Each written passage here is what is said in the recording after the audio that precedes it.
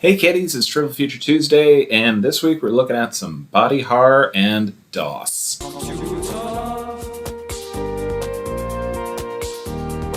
I was watching some of these movies the other day, and I noticed that all three of them have the same sort of scene where there's an overwhelming theme of body horror. Your body betraying you, or even worse, being turned into something else, which I guess that's what we all have to look forward to.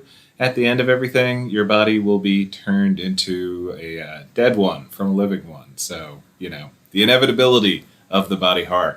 But our guys in these movies are dealing with it in a much more direct and bizarre manner. So, and yet they all have home computers of some sort, and so they're asking the computer, hey, science, technology, can you help me? Is there a way out of this? And as it turns out, no, there is no cheating death in the end. So our triple feature will go in order of increasing personality of the computer, and so we will do John Carpenter's The Thing, Ridley Scott's Alien, and David Cronenberg's The Fly, which obviously I have all three of these on Blu-ray, as well you should. The streaming service is so very, very convenient for so many things, but you cannot guarantee that it will always be available on streaming, or that streaming will actually be a thing forever. So invest in, already outmoded physical media, my friends. Invest in it. So,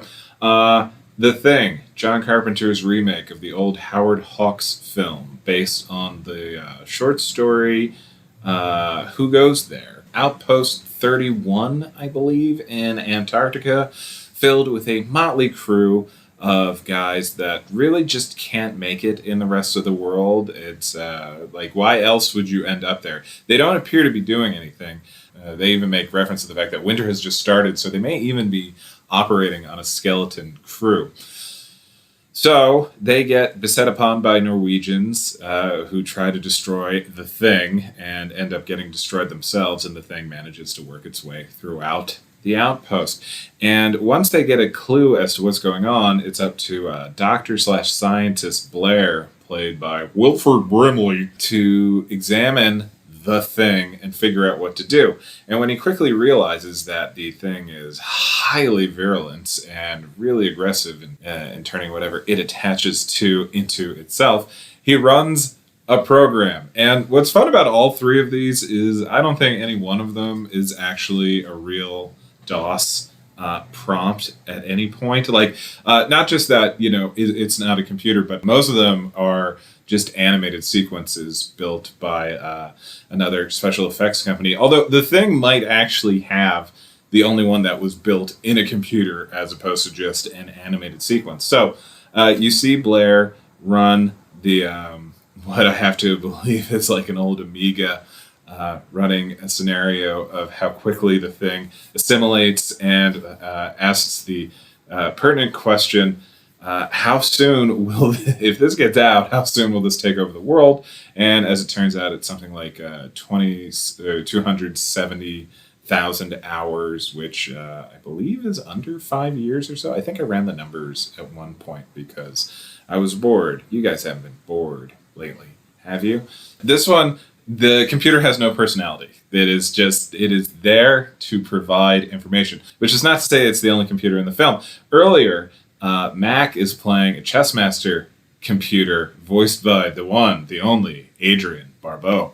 And Adrienne Barbeau kicks his ass, and he calls her a cheating bitch. This will not be the last time a computer gets called a bitch in this video. So, moving backwards in time, The Thing was 1982, Ridley Scott's Alien was 1979, and we see Mother, the computer, which I don't believe is an artificial intelligence, or at the very least it's not portrayed as such in Alien, but it is the interface for the humans. It is a means for them to ask questions of what is going on with the ship, and or do we have any messages from home.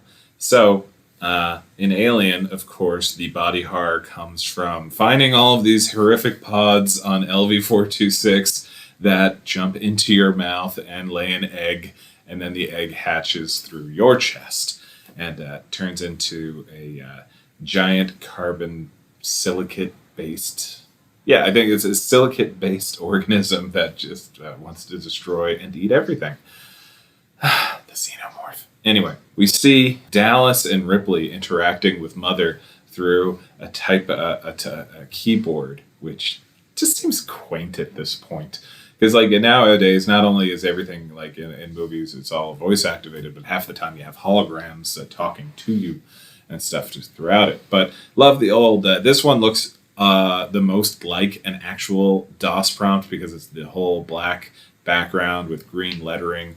Very similar to the look that like the Matrix movies would really try very hard to ape later. The Mother does not have too much personality, but the responses she gives are kind of funny in a black humor sort of way, like especially when Dallas is asking, well, how do we take out the alien? Don't have enough info. No, but really, how do we take out the alien? And Mother repeats, I really don't have enough information for this. Well, what are my chances? No idea. No idea. Which is just kind of just bleak, like, darn. And then when Ripley gets access to Mother, she gets the same information, but then a little bit more when she finds out about the Special Order 837, which says, hey, don't kill the alien. You're actually going there for the alien. We want the alien. Screw the crew. Don't care. Just bring this alien back. And also, this is for the robot. As it turns out, Ash is a robot. Spoiler for a movie that's 40 plus years old at this point. This one is kind of a cheat because Mother itself does not have much personality, but we get more information from Mother through Ash later. And the way I always kind of conflate the two with the way he says, like, retrieve the alien, bring it back, all other priorities rescinded. And Parker asks, well, what about us? I repeat, all other priorities rescinded. Then you immolate him because it's a robot and he's a jerk. However, it's not the last we hear about Mother when Ripley has set off the self-destruct sequence and then is desperately trying to turn off the self-destruct sequence because of Plan A, or I think at that point they're at Plan J, is not working. She tries to reverse the process, turn the cooling towers back on, but Mother says, you just missed it by 5 seconds. And this is actually the first time Ripley screams that something is a bitch. Everybody remembers in Aliens, get away from her, you bitch. But the first bitch that Ripley had to deal with was Mother, the computer, on the Nostromo. She's so angry at that point. It's amazing. And finally, we have David Cronenberg's The Fly, in which Seth Brundle, played by the inimitable Jeff Goldblum, accidentally kind of sort of turns himself into a fly. Really, he turns himself into some horrific genetic mutation that is the result of teleporting with a fly. But, we call it Brundle Fly, for lack of a better term. And, so we see Seth interacting with his computer terminal throughout the whole film. A lot of the times he's giving it voice commands, but most of the actual input and programming and fun interactions he is typing. The most prominent sequence where he's interacting with the computer is after his fingernails have started falling off out of the crevices where his fingernails used to be. He squirts fly juice, and that is a concern. So he asks the computer what happened, and the computer says, "You went through the thing with the fly," and so now this is happening. And whereas, like in the thing, the computer is just very, matter of fact, this is what's going to happen. I have no investment.